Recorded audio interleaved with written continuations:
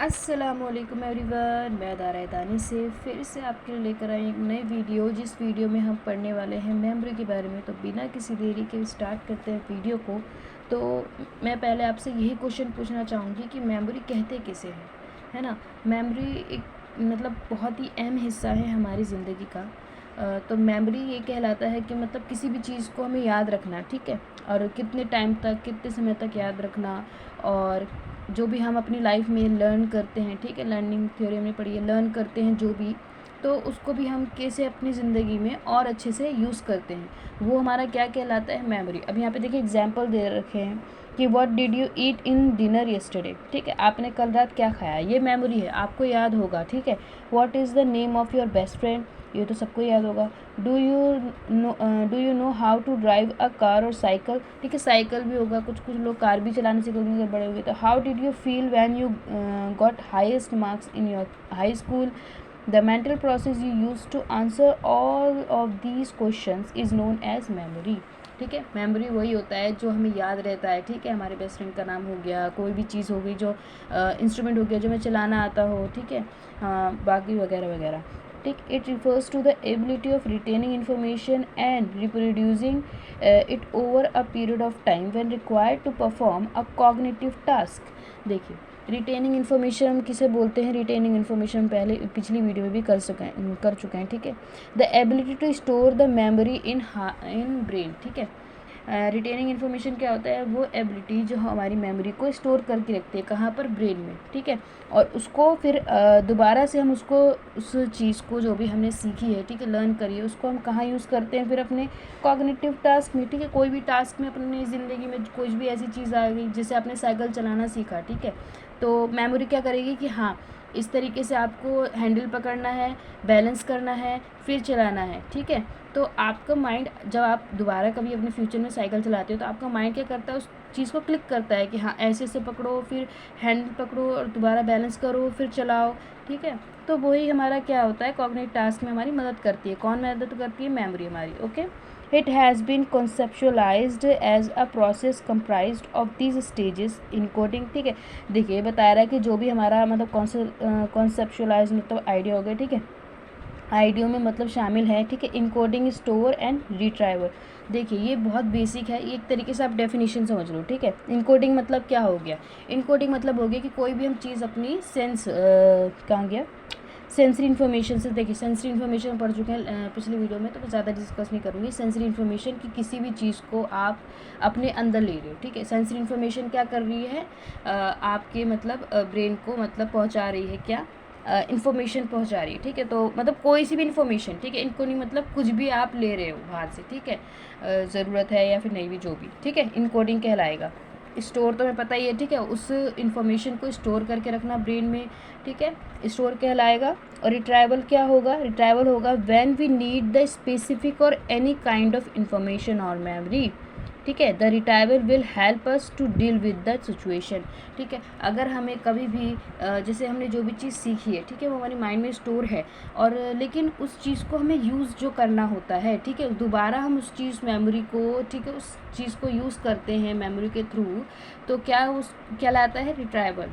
देखिए, पजल मत हुई है, मैं ये कहना चाह रही हूँ कि जब भी आपको दोबारा उस मेमोरी की ज़रूरत पड़ी है, ठीक है, जो भी आपका टास्क था, जैसे आपको साइकिल चलाना था, ठीक है, साइकिल ही का ले लेते हैं, साइकिल जैसे चलाना था, तो क्या हुआ कि इनकोडिंग तो आपने कर रखी थी, चलाना पहले से सीख रखा था, वो स्टोर था।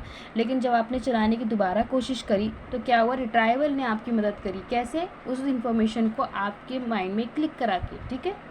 रिट्राइवल क्या होता है, it refers to the locating and bringing the store material to one's awareness when required to complete का टास्क, ठीक है। जब हमें कोई काम को कंप्लीट करना होता है, शुरू करना, जो भी करना होता है, ठीक है, हमें क्या मदद करता है, रिट्राइवल, ओके। इतना समझ में आया, ये हमारा सिर्फ डेफिनेशन था, ये आप ज़रूर लिख कर आएंगे। अब हम दो मॉडल्स पढ़ेंगे। पहला मॉडल्स तो हमारा यहाँ पर है, मेमोरी के मॉडल से, the traditional model of memory, ठीक है, ये पुराना है, ट्रेडिशनल मतलब पुराना ही होता है, आप समझ जाइए। ये किसने दिया था, एटकिंसन ने एंड शिफ्री ने दिया था 1968 में, ठीक है। known as a stage model of memory or model. This model is greatly influenced by the working of computer. ठीक है, कंप्यूटर से रिलेटेड है ज़्यादातर.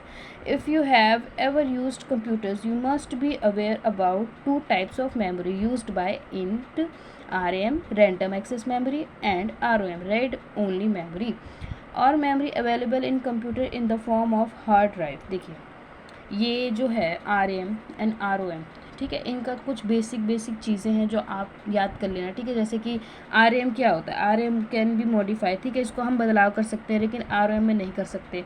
छोटी छोटी चीज़ें आप खुद से भी याद कर, खुद से भी अगर आप थोड़ी सी और इन्फॉर्मेशन लेते हो तो ये आपके ही लिए बेनिफिशियल है. ठीक है, आप ज़्यादा से ज़्यादा चीज़ें लिख कर आओगे और आपकी जो आंसर शीट होगी वो ज़्यादा भरेगी भी. ठीक है, तो आंसर शीट को ज़्यादातर कोशिश करा करें कि पूरा ही फिलअप करके आएँ. ठीक है, छोड़े नहीं और कुछ भी बकवास ना लिखें, क्योंकि इग्नू कभी भी फेल कर देता है और हमें इसको मतलब समझ के चलना है. ठीक है, छोटी छोटी इन्फॉर्मेशन जैसे मैंने बताया मॉडिफाई कर सकते हैं. RM का डाटा हम परमानेंट होता है. ठीक है, और RM का डाटा परमानेंट नहीं होता है. ठीक है, RM फास्टर होता है रेदर देन के ROM से. ओके, और RM इस एक्सपेंसिव होता है और ROM मतलब चीप होता है. ये मैंने कुछ बातें आपको बताई हैं, लिख लीजिएगा. ये बहुत मैंने स्लोली और आपको आसानी से बताने की कोशिश करी है. और इसमें भी दो चीज़ दे रखी है कि हार्ड ड्राइव बता रहा है ROM को. ठीक है, RM is the memory that you use while performing a task at hardwares. ROM is that part of memory where you can save all types of files at it has a vast storage capability. ठीक है, इसके बाद देखिए दो ही point इसमें दे रखे हैं ज़्यादातर, तो मैंने जो आपको पॉइंट्स बताए हैं वो एक दो और आप बढ़ा के लिख दोगे तो उसमें कुछ नहीं होगा. ठीक है, ज़रूरी नहीं है कि सिर्फ बुक का ही लिखें, कुछ अपने आप से भी लिखा करिए. Atkinson and Shiffrin 1968 acquired. ठीक है, regarded as the same as, मतलब इसका मतलब होता है working of human memory to the working of computers. They propose that similar to computer. ठीक है, देखिए यहाँ पर ये चीज़ दे रखी है, यहाँ पढ़ते हुए यही सिर्फ समझ लेते हैं क्योंकि यही आगे दे रखा है. ठीक है, देखिए अब यहाँ पर ये बता रहा है कि कोई भी इन्वायरमेंट से, ठीक है, कोई भी इन्वायरमेंट से और इन्फॉर्मेशन हम जो भी लेते हैं, ठीक है, हमारी सेंसरी मेमोरी में ही जाता है. ठीक है, और इसकी कैपेबिलिटी क्या होती है, बहुत ही स्मॉल होती है. मतलब ड्यूरेशन हो गया 1 हो गया. देखिए बहुत सारी चीज़ें हमारे आसपास होती है, जैसे पंखा चल रहा है. ठीक है, फ़ैन मतलब ऑन है, मेरा चल रहा है, तो मतलब वो कितने दिन टाइम तक रह सकता है, 1 सेकेंड. ठीक है, 2 सेकेंड, इतना इससे ज़्यादा नहीं होगा. ठीक है, यहाँ पर तो 1 सेकेंड ही दे रखा है, बहुत कम. ठीक है, अभी चिड़िया चहचहा रही है तो वो मतलब मेरे लिए इम्पॉर्टेंट नहीं है. ठीक है, तो वो ऐसी जैसे मतलब छोटी छोटी इन्फॉर्मेशन, सेंसरी इन्फॉर्मेशन जैसे हमारी आती जाती रहती है. अवेयरनेस एक तरीके से कह सकते हैं, परसेप्शन. ठीक है, जो भी हम लेते हैं इन्वायरमेंट से इन्फॉर्मेशन जो भी. ठीक है, उसमें क्या होगा, अगर मैंने उस पर ज़्यादा अटेंशन दी है, ठीक है, मतलब ज़्यादा गौर किया है, ठीक, तो कभी अगर याद भी होगा आपको कि कभी अगर आप शांति, आप नेचर पे बैठे हो, जैसे कि आप पार्क जाते हो, बैठे हो, तो आप देखोगे ना चिड़िया चहचहा रही हैं, तितलियाँ उड़ रही हैं, तो क्या आप ज़्यादा अगर उस पर अटेंशन करते हो तो वो आपकी मेमोरी बन जाता है. क्या, शॉर्ट टर्म मेमोरी. मतलब आपको कहीं ना कहीं याद रहेगा, वो कहीं ना कहीं आप याद करोगे ही करोगे. अगर आप खाली वहीं ऐसी जगह पर कभी भी चले जाओ, मतलब बाई चांस, तो आपको वो मेमोरी ज़रूर याद आएगी. तो क्या होता है, शॉर्ट टर्म मेमोरी. इसकी ड्यूरेशन बहुत कम बता रखी है, पता नहीं क्यों, मुझे नहीं पता, लेकिन बता रखी है तो इतनी होगी, 30 सेकंड. ठीक है, ज़्यादा गौर करने पर.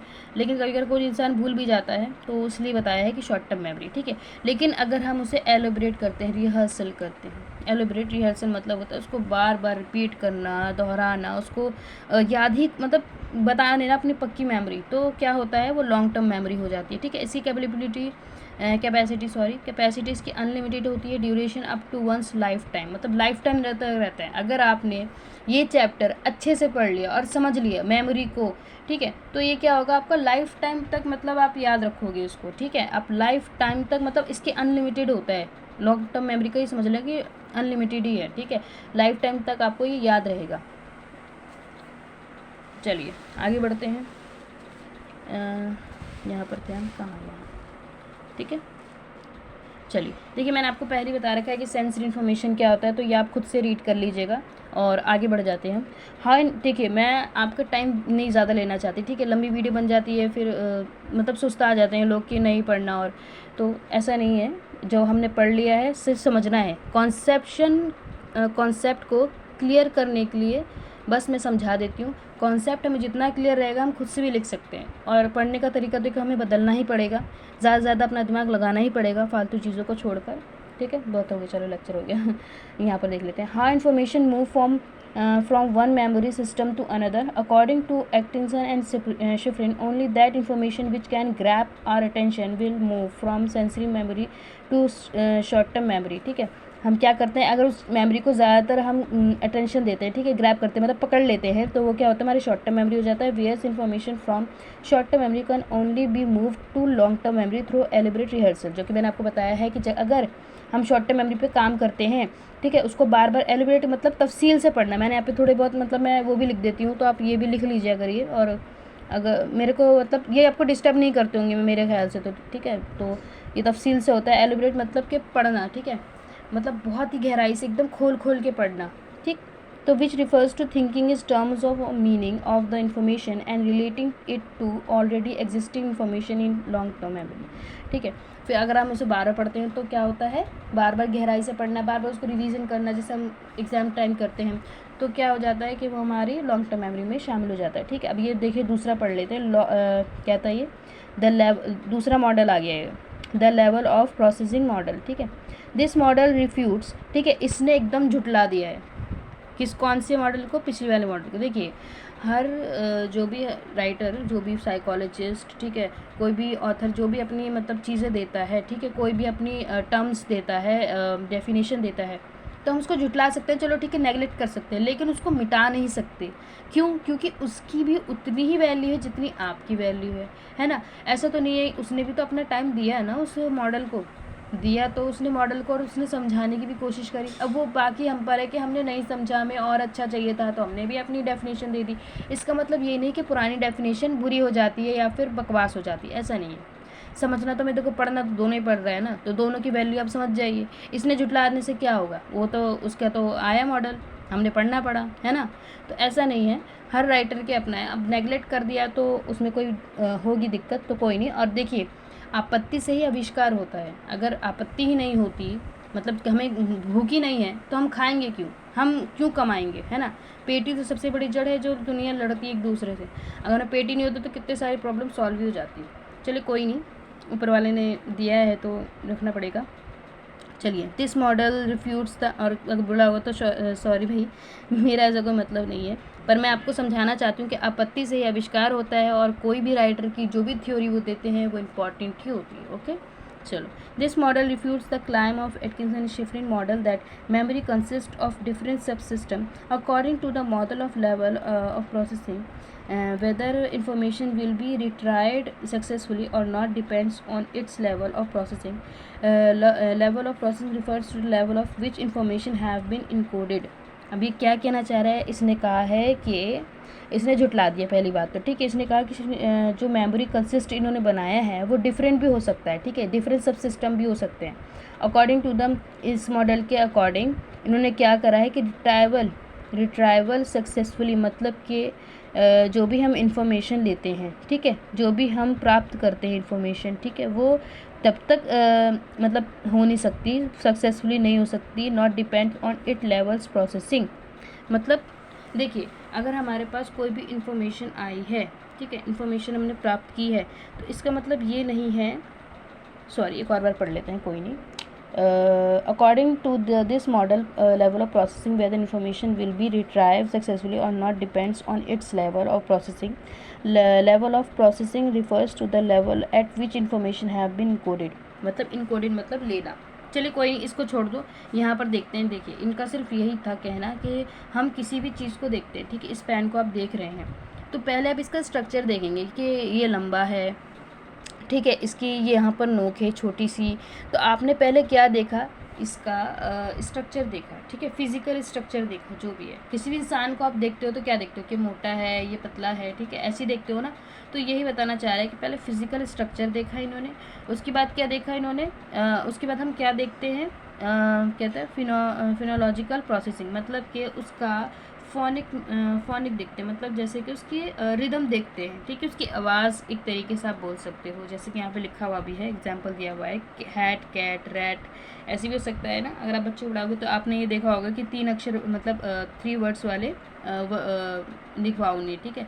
तो हैट, रैट, और हम बच्चों को कैसे याद कराते हैं, मामा बोलो, नाना बोलो, दादा बोलो, तो ये ना रिदम देख रहे हो आप, सेम जा रहा है, तो इसीलिए बोलते हैं कि फोनिक देखते हैं हम। पहले तो इंसान की हम फिजिकल स्ट्रक्चर देखते हैं, उसके बाद उसकी आवाज़ एक तरीके से बोल सकते हैं, आवाज़ देखते हैं। उसके बाद आ जाता है सबसे डीपर लेवल है ये, ठीक है, सबसे डीपर लेवल है। एक तरीके से कभी कभार क्या होता है ना कि हम सिर्फ फिजिकल स्ट्रक्चर देखकर बात ही नहीं करते, ठीक। कभी कभार हमें होता भी है कि कुछ पूछना है तो फिजिकल स्ट्रक्चर भी देखते हैं और फिर उसके बाद हम उसका क्या करते हैं, उसकी आवाज़ भी सुनते हैं, तो आवाज़ तो काफ़ी अच्छी है। सिमेंटिक प्रोसेस से क्या होता है, एकदम डीपर लेवल होता है कि आप उसका मीनिंग एंड कॉन्सेप्ट दोनों समझो।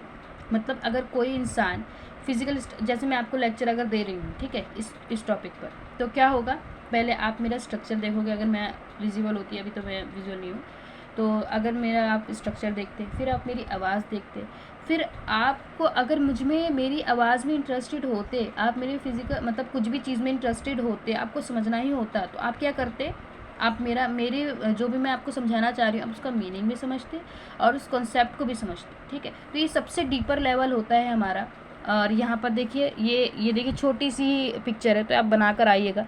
फिजिकल, फिनोलॉजिकल, सिमेंटिक, ठीक है। इंक्रीज़ क्या करता है हमारे डीप ऑफ प्रोसेसिंग, मतलब कि जो भी हम अर्न कर रहे हैं, ठीक है, ये बताया गया ना लेवल ऑफ प्रोसेसिंग मॉडल। क्यों बताया गया लेवल ऑफ प्रोसेसिंग मॉडल, इसलिए बताया गया क्योंकि ये नीचे की साइड आता है, डेप्थ है इसमें, ठीक है। आई होप कि आपको ये समझ में आया हो। चलो थिंकिंग अभी आज ही पढ़ लेते हैं और फिर हमारा मतलब ये हो जाएगा, पूरा हो जाएगा ये चैप्टर, ठीक है। आई होप कि मैं जो आपको पढ़ाती हूँ आपको समझ में आता हो। देखिए अगर आपको ये समझ में आता है तो मेरे लिए बहुत बड़ी बात है, और अगर नहीं आता है तो कमेंट सेक्शन में बता दिया करें, ठीक है। इसमें कोई हेजिटेशन की बात नहीं है। मेरा पॉसिबल होगा तो मैं आपको और अच्छे से समझाने की कोशिश करूँगी। Thinking is the higher mental process, ठीक है। थिंकिंग क्या है, थिंकिंग हायर मेंटल प्रोसेस है। क्यों, क्योंकि मतलब अनलिमिटेड है, मतलब कुछ भी हम सोच सकते हैं, अपनी थिंकिंग ऐसी, इसलिए थिंकिंग पे काबू करना बहुत ज़्यादा ज़रूरी है। कुछ लोग ओवर थिंकिंग कर लेते हैं जिससे उन्हें एंजाइटी, डिप्रेशन, स्ट्रेस होने लग जाता है, जो कि आजकल कॉमन हो चुका है लोगों में, ठीक है। बर्दाश्त की क्षमता ख़त्म हो चुकी है। चलो यहाँ पर देखते हैं, ठीक है। थिंकिंग हमारा हायर मेंटल प्रोसेस है। In the literature it has been defined primarily in 2 ways. One category of defined consider thinking as a problem solving activity, problem solving activity भी होती है, ठीक है। देखिए कोई भी चीज़ ज़्यादा होती है ना तो हार्म ही करती है। जैसे कि अगर हम ओवर थिंकिंग कर लेते तो वो हमारे लिए हार्म है, ठीक है। बेवजह हम सोचते हैं कि यार यहाँ से कुत्ता आ जाएगा, मैं काट लेगा, यार वहाँ से चुड़ैल आ रही है, जो भी है, मतलब कुछ भी थिंकिंग हो सकती है ना, यार हमारे फ्यूचर का क्या होगा, फ्यूचर देखा नहीं है लेकिन फ्यूचर का क्या होगा, जो भी वगैरह वगैरह। हाँ, तो हम लोग हैं ही थोड़े ऐसे, ठीक है, सोचते हैं ज़्यादा नहीं सोचना। थिंकिंग को अच्छी चीज़ों में भी यूज़ करो कि कुछ अच्छा भी हो सकता है। कुछ लोग बहुत नेगेटिव भी होते हैं तो उनको समझाया करिए। While the other class of definition considered it is the mechanism of an internal representation of the external world. मतलब देखिए पहली कैटेगरी में तो बताया है कि ये प्रॉब्लम सॉल्विंग होता है, ठीक है। और दूसरी कैटेगरी में क्या बता रहा है कि जो भी हमारे अंदर चीज़ है, कला है, ठीक है, जो भी कमियां हैं, खामियां हैं, जो भी और खूबियां हैं, ठीक है, खूबियां हैं, उसको हम क्या करते हैं, इंटरनल रिप्रेजेंटेशन जो भी हमारे अंदर होता है वो क्या हम प्रेजेंट करते हैं, किसको प्रेजेंट करते हैं, एक्सटर्नल वर्ल्ड को, मतलब जो भी बाहरी दुनिया है हम उसको प्रेजेंट करते हैं, ठीक है। अगर मेरे अंदर सब पढ़ाने की क्षमता है, ठीक है, मैं पढ़ाती हूँ आपको अच्छे से, तो मैं क्या करती हूँ, आपको बता रही हूँ, तो मैं क्या कर रही हूँ, इंटरनल रिप्रेजेंटेशन से मैं आपको एक्सटर्नल वर्ड को मैं समझा रही हूँ अपनी बातें इस वीडियो के थ्रू, ठीक है। यही है, इसका 2 मीनिंग है, ठीक है, एक प्रॉब्लम सॉल्विंग और अपनी एक अंदर की कला को दूसरे एक्सटर्नल वर्ड को बताना, okay. According to the Garrett, ठीक है, ये गैरेट रह चुके हैं 1968 में, इन्होंने भी डेफिनेशन दी है। Thinking is the behaviour which is often implicit and hidden and which symbols, images, ideas and concept. देखिए ऑर्डिनरी मतलब इम्प्लिसिट मतलब कि सॉरी ये तो मैंने पढ़ा नहीं, आर ऑर्डिनरी एम्प्लॉयड। देखिए इन्होंने जो गैरेट थे, इन्होंने जो अपनी वो दी है, डेफिनेशन दी है, किसको लेकर, थिंकिंग को लेकर। Thinking is the behaviour which is often implicit and hidden. देखिए थिंकिंग क्या होता है, कभी कभार हमारी ज़ाहिरी भी होता है, ठीक है, मतलब दिखता भी है, ठीक है, और कुछ होता है इंटरनल होता है जो हम नहीं बता सकते, और उनमें हमारी जो भी हमारी आइडिया है, जो भी छुपे हुए हैं, जो भी नहीं छुपे हुए हैं, उनमें हमारा क्या क्या मतलब होती हैं चीज़ें, इमेजेस होती हैं, ठीक है, इमेजेस होती हैं, आइडियाज़ होते हैं, कॉन्सेप्ट होता है, और यही हम अंडरस्टूड करते हैं। चलिए पजल मत होइए, दोबारा समझा दे रही हूँ। जो भी हमारी बता रहा है थिंकिंग है, ठीक है, ये क्या क्या होता है, इम्प्लिसिट मतलब होता है समझा हुआ, और हाइडिंग मतलब तो छुपाई होता है, ठीक है। जो भी हमारी छुपी हुई और ज़ाहिरी थिंकिंग होती है उसमें शामिल क्या क्या चीज़ें होती हैं, इमेजेस होती हैं, आइडियाज़ होते हैं, कॉन्सेप्ट होते हैं। थोड़ा आपको डिफिकल्ट लगेगा लेकिन आप बार बार सुनोगे ना तो आपको समझ में आ जाएगा, ओके। अब दूसरी डेफिनेशन देख लेते हैं, गिलमैन ने दिया था 1970 में। Has defined thinking as a problem solving process in which we use ideas और symbol in less of over activity, ठीक है। प्रॉब्लम सॉल्विंग ये हमारा होता है, जैसे कि थिंकिंग क्या है, प्रॉब्लम सॉल्विंग है। बिल्कुल जाहिर सी बात है, थिंकिंग क्या करती है, बहुत सारी प्रॉब्लम को सॉल्व भी कर देती है और बहुत सारी प्रॉब्लम क्रिएट भी कर देती है, ठीक है। यही है, लेकिन उन्होंने बताया कि प्रॉब्लम सॉल्विंग प्रोसेस है जो कि हमारे ओवर लेसेस मतलब एकदम लेसेस की तरह काम करता है, फटाफट किसी चीज़ को सॉल्व कर देना, ठीक है। रीजनिंग हो गया, ये सब इनमें हमारा क्या होता है, प्रॉब्लम सॉल्विंग ही होता है, ठीक है। Thinking is a goal directive behaviour, goal की तरफ हमें डायरेक्ट करता है। मतलब जैसे हम कुछ सोचते हैं, हमारी जो भी इनसाइड ख्वाहिश होती है, ठीक है, तो उसमें क्या होता है कि हम सोचते ही तो हैं कि हम यार ये सब अचीव करना है, थिंकिंग तो कर रहे हैं, तो हमारे ये भी तो हुआ कि हमारे गोल की तरफ वो डायरेक्ट कर रहा है, मतलब गोल की तरफ बता रहा है कि वहाँ पर भी करो काम थोड़ा, है ना। That is it occurs it some context only and does not occur randomly, मतलब कहीं कहीं ये काम भी करता है, कहीं कहीं नहीं भी कर पाता, ठीक है। कहीं पर हम नहीं कर पाते वो चीज़ें जो हमें करनी चाहिए, यही बता रहा है। That is it sorry from choosing a dress to wear to solve a mathematical problem, ठीक है। ड्रेस को चूज़ करना और मैथमेटिकल जो भी रीजनिंग वगैरह होती है उसको सॉल्व करना क्या होता है, चूजिंग होता है हमारा, ठीक है। ये सब में हम चूज़ करते हैं हमारी जो भी प्रॉब्लम्स होती हैं, ठीक है। ऑल एक्टिविटीज़ इन्वॉल्व थिंकिंग, और जो भी जितनी भी एक्टिविटी होती हैं इन सबको छोड़कर इन दोनों को, वो क्या कहाँ पर आती है, थिंकिंग में आती हैं, ठीक। ये थिंकिंग की डेफिनेशन होगी, ये डेफिनेशन ज़रूर लिख कर आएगा, और गैरेट का भी डेफिनेशन ज़रूर लिख कर आए। देखिए राइटर जो होते हैं ना, राइटर को समझा करिए, राइटर भी ईजी बोलते हैं, ठीक है। थोड़ा सा वो हार्ड लैंग्वेज में लिख देते हैं, it's okay, you can write your own language, ठीक है। मैं तो सिंपल ही लिखती हूँ, अभी भी मेरा एग्ज़ाम होगा तो मैं सिंपल ही लिखती हूँ, मैं सिंपल में ही अच्छे मेरे मार्क्स आते हैं। आप सिंपल लिखिए, कोई ज़रूरत नहीं है वो वर्ड ये वर्ड लिखने की, ठीक है। हार्ड वर्ड अगर आप लिख सकते हो तभी लिखना, क्योंकि देखिए हार्ड वर्ड में क्या होता है, हम कंफ्यूज हो जाते हैं, हम नहीं लिख पाते जो हमें लिखना चाहिए, ठीक है। हम कंफ्यूज हो जाते हैं कि यार ये मैंने ये वाला वर्ड क्या लिखता है, फिर कटिंग करना, ये सब अच्छा नहीं है। सिंपल लैंग्वेज में लिखो, और क्या होता है, राइटर हमारी आंसर शीट को ना बहुत वो करते हैं, मतलब एकदम मज़ा आ जाता है, राइटर वो जो भी चेक कर रहे होते हैं आपकी आंसर शीट, ठीक है। तो लिखा करिए सिंपल, और इनके राइटर के नाम जरूर लिखा करिए। अब यहाँ पर देखिए कुछ वो दे रखे हैं, फॉर्म्स दे रखी हैं, ठीक है, थिंकिंग की। तो परसेप्शुअल एंड और कॉन्क्रीट थिंकिंग, देखिए परसेप्शुअल हमने पहले समझ रखा है, ठीक है। परसेप्शुअल क्या होता है, अवेयरनेस होती है किसी भी चीज़ के बारे में, हमारे जो भी आसपास चीज़ है, ठीक है, परसेप्शुअल होता है वो। और मतलब कॉन्क्रीट एक तरीके से यही है, ठीक है, ऊपर ऊपर से उस चीज़ को देखना, ठीक है। ऊपर जैसे कि पेन है तो ऊपर ऊपर से देखना, अभी चल रहा है कि नहीं चल रहा है इससे मुझे कोई मतलब घंटा फर्क नहीं पड़ता, ठीक है। लेकिन ये ऊपर से ही इसको मैं देख रही हूँ तो क्या है ये, मतलब इसके स्ट्रक्चर को एक तरीके से देख रही हूँ, इसके बारे में अवेयर हूँ मैं, ठीक है। It is simplest thinking carried out the perception, ठीक है। परसेप्शन मैंने बताया of a concrete object. If you asked to write 4 sentences on your favourite book, ठीक है, अगर आप अपनी फेवरेट बुक के बारे में 4 लाइनें लिखने के लिए आपको अगर दिया जाए तो आप ऑब्वियस सी बात है लिख दोगे आप। अगर फ्रेंड के बारे में लिखने के लिए बोलते तो लिख दोगे ऊपर से ही, मतलब एक तरीके से। ये नहीं बोल रहा कि वो किस तरीके की, ये नहीं, सिर्फ उसका ऊपरी स्ट्रक्चर, ठीक। कॉन्सेप्चुअल, यहाँ पर भी देख रहे हैं, कॉन्सेप्चुअल और एब्स्ट्रैक्ट थिंकिंग। अब देखिए ये तो डीपर हो जाता है, ठीक है। इसमें क्या होता है, deeper level to understand any symbol concept to solve a problem, मतलब बहुत ही गहराई में। एब्स्ट्रैक्ट क्या होता है, देखिए कॉन्सेप्चुअल तो देखो हमें दिखाई दे रहा है तो हम इसको समझ ले रहे हैं, ठीक है, इसका जो भी स्ट्रक्चर इंटरनल जो भी है, ठीक है। लेकिन एब्स्ट्रैक्ट क्या दिखाई नहीं देता, उसको हमें समझना है, ठीक है, उसको समझना है और समझाना भी है। तो यहीं पर देखा ये सुपीरियर होता है, ठीक है, superior to the perceptual thinking. Perceptual thinking superior होता है, इन्वॉल्व्स यूजिंग कॉन्सेप्ट, सिंबल्स और language to solve a problem, okay. I hope कि आपको समझ में आ रहा हो। रिफ्लेक्टिव थिंकिंग, अब रिफ्लेक्टिव थिंकिंग क्या है, देखिए रिफ्लेक्टिव थिंकिंग वो थिंकिंग है जिसमें हम प्रॉब्लम को एनालाइज करते हैं, ठीक है, अंडरस्टूड करते हैं, और क्या चीज़ उसको रिफ्लेक्ट करिए, ठीक है, क्या चीज़ उसको डाउन कर रही है, ठीक है, उस चीज़ को हम मॉडिफाई करते हैं, समझते हैं और अच्छे से एनालाइज करते हैं, फिर मॉडिफाई करते हैं, उस प्रॉब्लम को सॉल्व करने की कोशिश करते हैं। चलो आपको समझ में नहीं आया तो दोबारा मैं समझा देती हूँ कि ये इंसाइट होता है, ठीक है, इंसाइट होता है। पहले तो कोई भी हमारी जो भी, और ये हमारे ना प्रीवियस एक्सपीरियंस पर बेस्ड होता है, ठीक है, जो हमारी प्रॉब्लम को सॉल्व करता है। अगर मैंने कोई भी मैथ का क्वेश्चन सॉल्व करने के लिए मतलब प्रैक्टिस कर रखी थी, ठीक है, और वो दोबारा ही मेरे सामने क्वेश्चन आ गया, तो मैं उसको सॉल्व करने की कोशिश करूँगी, और अगर नहीं आ रहा है तो दोबारा उसको मॉडिफाई करूँगी कि चलो दोबारा करते हैं, इरेज करूँगी, दोबारा उसको करने की कोशिश करूँगी। तो वही होता है रिफ्लेक्टिंग थिंकिंग। मेरे मतलब एक तरीके से मेरे प्रीवियस थिंकिंग पर ही तो बेस्ड क्वेश्चन था ना वो। मैंने उसको दोबारा सॉल्व करने की कोशिश करी, और दोबारा नहीं आया तो दोबारा उसको और सॉल्व करने की कोशिश करी, ठीक है, और दूसरों से ही पूछा।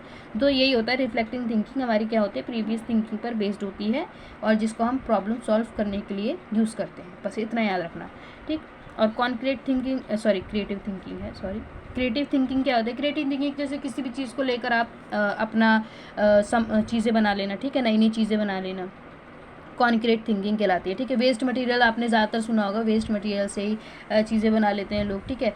पेंसिल्स के पेंसिल के मतलब छील कर जो भी हमारे मिलता है, इरेज़र भी कुछ लोग बना लेते हैं। तो वही होता है क्रिएटिव थिंकिंग, किसी भी ऐसी चीज़ को क्रिएटिव करके और अच्छे से इनोवेट करके बनाना, ठीक है। क्रिटिकल थिंकिंग क्या होता है, क्रिटिकल थिंकिंग में भी हमें ऐसी तरीके से करते हैं कि पहले हम उस पर्सन को, मैंने किसी भी पर्सन को देखूँगी, ठीक है, तो उसमें क्या प्रॉब्लम है, मतलब किसी भी चीज़ कभी मैकेनिज्म में देख दिया, ठीक है, मैंने किसी भी इंस्ट्रूमेंट में देखा है, मैंने उसकी प्रॉब्लम को देखा, एनालाइज़ किया, ठीक है, फिर दोबारा मैंने उसको ठीक करा, ठीक है, ठीक करा उसको, फिर मैंने इम्प्लीमेंटेशन करा, फिर दोबारा जज किया कि वो दोबारा सही हो रहा है कि नहीं हो रहा है। Critical thinking, this type of thinking is involve in making the reason judgement and examination assumptions, ठीक है। क्या करता है, रीज़न ढूंढता है ज़्यादातर क्रिटिकल थिंकिंग में, ये क्यों है, ये कैसे है, ये क्या है, ठीक है, बार बार क्वेश्चनिंग होती है उसमें। क्रिटिकल थिंकिंग यही है, ज़्यादातर आप देखेंगे क्रिटिकल थिंकिंग होती है पुलिस वालों में, ठीक है, पुलिस मैन में होती है। चलिए, इतना आपको समझ में आया होगा आई होप। तो हम नेक्स्ट कर लेते हैं, अब यहाँ पर आ जाते हैं। सॉरी ये तो रह ही गया था, हाँ, अब यहाँ पर पढ़ेंगे, ठीक है। The process of thinking mental imaginary concept and propositions, ठीक है। यहाँ पर देख लेते हैं, we think either in word और mental images, the thought we hear in our mind in the form of statements of word और words in as propositional thought, ठीक है। जो भी हम सुन के स्टेटमेंट हमारे माइंड में बनती है, ठीक है, किसी वर्ड को सुनकर स्टेटमेंट बनती है हमारे माइंड में, इमेजेस बनती है, जो भी, वो क्या कहलाता है, प्रोपोजिशनल थॉट कहलाता है, ठीक है, प्रोपोजिशनल थॉट। इतना ही दे रखा है, ठीक है। यहाँ पर दे रखा है द सेंटेंस सच एज, यहाँ पर देख लेते हैं, दे रखा है कि the statement such as one should not waste water, ठीक है, और black is a beautiful colour are proposing और क्लाइमिंग समथिंग, ठीक है। देखिए यहाँ पे दे रखा है कि आप इमेजिन करिए कि we should not waste water, तो हमारी इमेजेस तो बनेगी ना, इमेजेस बनेगी हमारी कि वाटर को वेस्ट नहीं करना है, ठीक है, वाटर बहुत इंपॉर्टेंट है हमारी, तो इमेजेस तो बनी, और जो इमेजेस बनी वो क्या कहलाएगी, प्रोपोजिशनल थॉट कहलाएगी। It is called as propositional thought, ठीक है।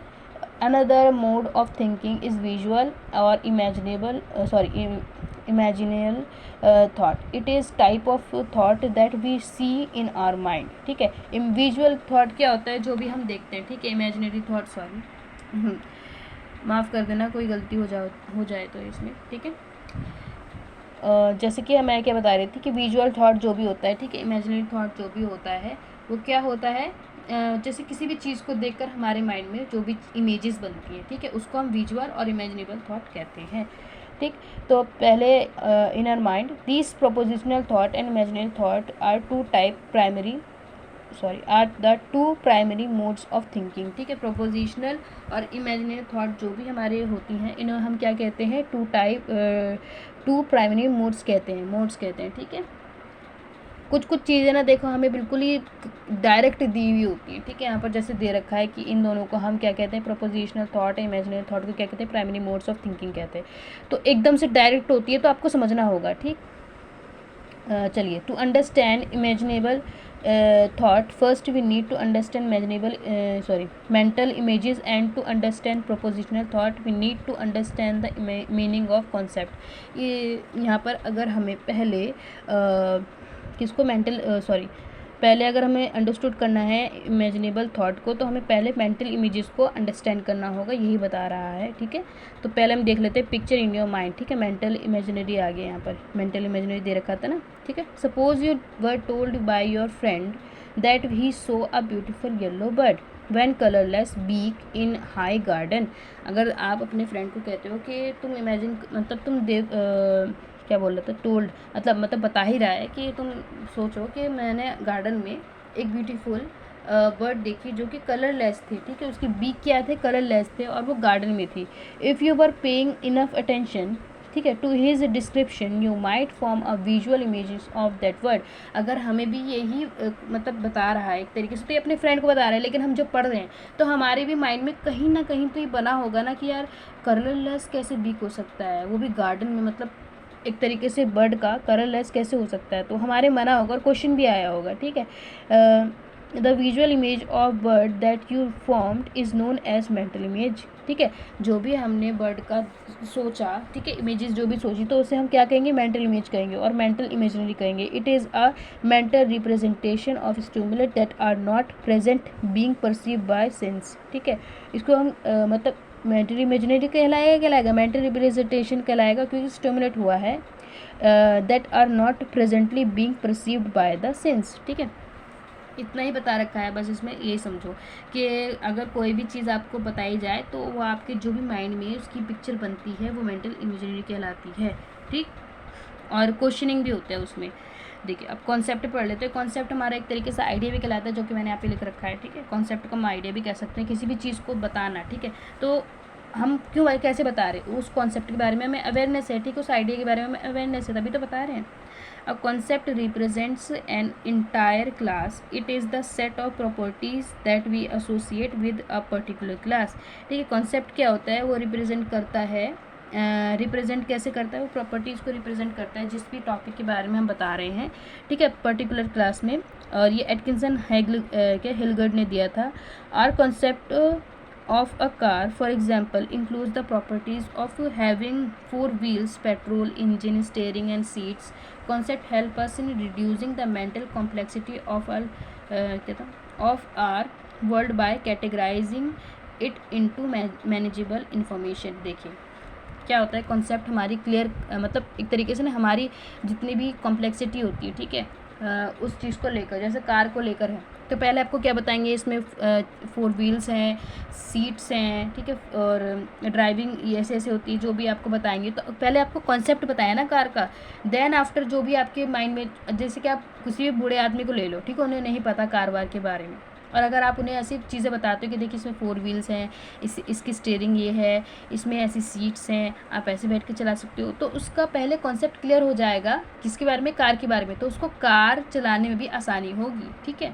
तो इसलिए कहते हैं कि कॉन्सेप्ट का होना, पहले उस चीज़ का बेसिक का पता होना किसी भी चीज़ का बहुत ज़रूरी है, उस पूरे थॉट, उस पूरे प्रोसेस को समझने के लिए, ठीक है।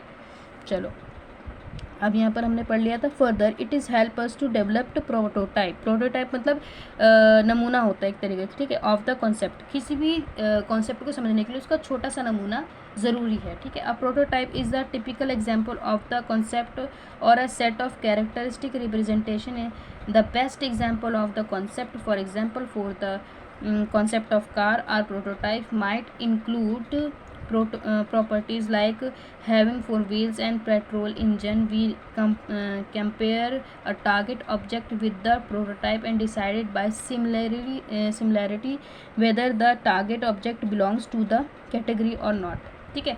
इसमें एक बताया जा रहा है कि किसी भी चीज़ को समझने के लिए जो प्रोटोटाइप है, नमूना है, वो बहुत ज़्यादा ज़रूरी है और मदद भी करता है, बेस्ट एग्जाम्पल एक तरीके से किसी भी चीज़ को समझने के लिए, जो कि कार का इन्होंने दिया था। तो कार का क्या बता रहे हैं कि बेस्ट एग्जाम्पल है, इसकी 4 व्हील्स हैं, ठीक है, इसकी सीट है, ये पेट्रोल इंजन है, ये स्टीयरिंग है, वगैरह वगैरह। तो उसका हमें ऊपर की नमूना बता दिया। अब हमें चलाने में आसानी होगी कि हाँ ऐसे ऐसे चलाते हैं इसको, ठीक है। किसी भी नए बंदे के लिए बहुत ईजी है। चलो यहाँ पर आ जाते हैं, यहाँ पर, ठीक है, प्रोपोजिशन, ठीक है। हमें पिक्चर ऑफ माइंड मतलब इमेजिनरी, मेंटल इमेजिनरी की बातें पता चल गया। कॉन्सेप्ट के बारे में, प्रोपोजिशंस के बारे में पढ़ लेते हैं। Many researchers propose that thinking should not be limited to images और word only but it is also abstract. ठीक है, थिंकिंग क्या है, हम उसे इमेजिन, मतलब थिंकिंग क्या है ना कि हम उसे इमेजिन भी कर सकते हैं, मतलब समझ भी सकते हैं, लेकिन वो ज़्यादातर क्या होती है, मतलब एब्स्ट्रैक्ट नहीं होती। ठीक है, एक तरीके से हम उसे इमेजिन तो कर सकते हैं, लेकिन बट इज़ ऑल्सो सॉरी यहाँ पर बता रहा है कि not the limited of images, मतलब लिमिटेड नहीं है, मतलब इमेजेस में ही लिमिटेड नहीं है, वो एब्स्ट्रैक्ट भी है। ठीक है, समझ, मतलब कभी कभार दिखाई भी नहीं देती। थिंकिंग ऐसी चीज़ है, कुछ चीज़ होती है ना जो हम बता सकते हैं, तो वो एक तरीके से इमेजिन कर सकते हैं इंसान, ठीक है, समझ सकते हैं, लेकिन कुछ कुछ चीज़ें होती है ना कि आप समझा ही नहीं पाते हो। ठीक है, तो वो एब्स्ट्रैक्ट थिंकिंग होती है कि सिर्फ वो आप ही समझ रहे हो और कोई नहीं समझ पा रहा है। A propositional theory was given by the some researcher to support this view. ठीक है, बहुत सारे व्यू मतलब क्या कहते हैं, रिसर्चर ने बताया, इस सपोर्ट करते हैं इस रिव्यू को। अब proposition is a form of mental representation but neither in the form of word और नॉर इन द इमेजेस। ठीक है, बट देखिए सपोर्ट तो करते हैं, लेकिन प्रोपोजिशन क्या है, मेंटल रिप्रेजेंटेशन तो है, बट वो कोई वर्ड नहीं है, ना ही कोई इमेजेस है। चलिए फसल मत हुई, ये बता रहा है कि प्रोपोजिशन जो है वो फॉर्म ऑफ मेंटल रिप्रेजेंटेशन है। ठीक है, मेंटल रिप्रेजेंटेशन है, मतलब किसी को चीज़ को आप बताते तो है, थिंकिंग करते हो, अवेयरनेस होती है उसके बारे में, फिर आप बताते हो। ठीक है, लेकिन वो सीमित कहाँ तक, मतलब वो सीमित नहीं है, मतलब वर्ड तक ही सीमित नहीं है, ना इमेजेस तक, वो मतलब अनलिमिटेड है। ठीक है, ये बताना चाह रहे हैं कि प्रोपोजिशन जो है वो अनलिमिटेड है। It refers to the underlying meaning of the relationship among concepts. ठीक है, वो क्या करता है, हमें बताता है बहुत सारी रिलेशनशिप जो भी हमारे कॉन्सेप्ट में, कॉन्सेप्ट क्या है, कॉन्सेप्ट किसी न किसी चीज़ तो रिलेटेड होगा, तो कॉन्सेप्ट के अंदर जो भी रिलेशनशिप है, किसी भी चीज़ का किसी भी चीज़ से रिलेशनशिप है, ठीक है, तो उसको बताता है। क्या बताता, कौन बताता है, proposition. In simpler word it is the smallest statement which can be जज एज ट्रू और फॉल्स। ठीक है, for example tree are greens, this statement represent the smallest proposition coded with the two arguments. ठीक है, are tree Green's या फिर tree are green. ठीक है, तो ये एक तरीके से हो जाता है कि ये गलत है। ठीक है, ट्रीज़ आर ग्रीन हो सकता है, ठीक है, क्योंकि ट्रीज़ आर ग्रीन ही होते हैं। ठीक है, ट्री जो होते हैं ग्रीन होते हैं, लेकिन आर ट्रीज़ ग्रीन, मतलब एक तरीके से क्वेश्चन पूछ लिया, तो कभी हम फॉल्स भी कर सकते हैं, कभी ट्रूथ भी कर सकते हैं, वगैरह वगैरह। आप ये लेकिन लिख दीजिएगा ये वाला example. Okay, thinking is not the passive act. एक मतलब एक तरीके से ना, मतलब इस पर वो नहीं हो सकते, मतलब कि नहीं ये इतना ही है, नहीं, थिंकिंग अनलिमिटेड है। मैंने आपको क्या शुरू में ही बताया था कि थिंकिंग की कोई सीमा नहीं है, ये अनलिमिटेड है, पैसिव एक्ट नहीं है ये। We keep relating one concept to another understand our world in better way। ठीक है, हम किसी भी कॉन्सेप्ट को एक ही नज़रिए से नहीं देख सकते। ठीक है, बहुत सारे, मतलब बहुत 10 जने को आप एक रूम में रखो और उनसे किसी भी चीज़ के बारे में पूछो, तो सबके कुछ ना कुछ अलग अलग बताएंगे और आप हैरान हो जाओगे कि मतलब सबने ही अलग अलग बताया है। ठीक है, बहुत कम चीज़ें होंगी जो रिलेट कर रही होंगी। तो हम एक चीज़ को, अब आप ये बुक जो मेरे से पढ़ रहे हो, ये ज़रूरी नहीं है कि मैं ही पढ़ा सकती हूँ, ये कोई और भी पढ़ा सकता है और मुझसे भी बेहतर वे में पढ़ा सकता है। ठीक है, मुझसे भी अच्छी वे में पढ़ा सकता है। तो इसी भी चीज़ को देखने का नज़रिया सिर्फ एक तरीके से नहीं होता, वो कई सारे तरीक़ों से होता है, यहीं पर बताना चाह रहा है। ठीक है, we think not regarding word और images only but also their concern meaning. ठीक है, हम जो भी हम थिंकिंग होते हैं, थिंकिंग में जो भी रिगार्डिंग वर्ड होते हैं, इमेजेस होते हैं, वो मतलब वो ना किसी चीज़ से कंसर्न होते हैं, किसी ना किसी चीज़ से, मीनिंग से कंसर्न होते हैं। ठीक है, this word represent our world in the form of meaning by relating concept together. ठीक है, we may experience our mental representation as images but these images are phenomena. मतलब ये बताना देखिए, फिनोमिना पहले आप समझ लीजिए कि ये सेकेंडरी होता है। ठीक है, and is derivative phenomena that occur as a result of other more basic cognitive process. ये बताना चाह रहा है कि एपिफिनोमिना क्या होता है। एपिफिनोमिना होता है कि कोई भी रिप्रोडक्शन हो रहा है। ठीक है, रिप्रोडक्शन मतलब किसी चीज़ से किसी चीज़ का मतलब कोई प्रोडक्ट बन रहा है। ठीक है, रिप्रोडक्शन उसे बोलते हैं। ठीक है, अब प्रोसेस इन बाय प्रोडक्ट। ठीक है, बाय प्रोडक्ट मत बनना, इस come does not, it came does not harm it called epiphenomena. मतलब कोई भी प्रोसेस हो रहा है, ठीक है, कोई भी रिप्रोडक्शन हो रहा है, उस प्रोसेस से किसी भी धातु को हार्म ना होना, वो क्या कहलाता है, एपिफिनोमेना कहलाता है।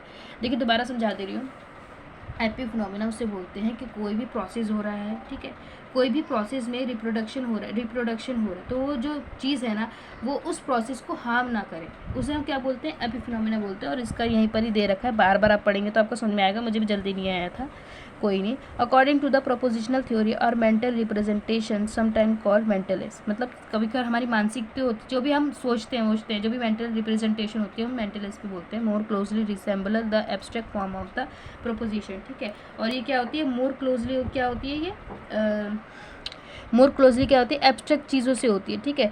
समान मतलब एक तरीके से एब्स्ट्रैक्ट होती है और इमेजिनेट भी होती है, ठीक है। और ज़्यादातर क्लोज किससे होती है, एब्स्ट्रैक्ट थिंकिंग से होती है, ठीक। तो आई होप कि आपको आज की वीडियो समझ में आई हो। मैंने बहुत ही ईजी वे में समझाने की कोशिश करी थी। और अभी के लिए अल्लाह हाफिज़।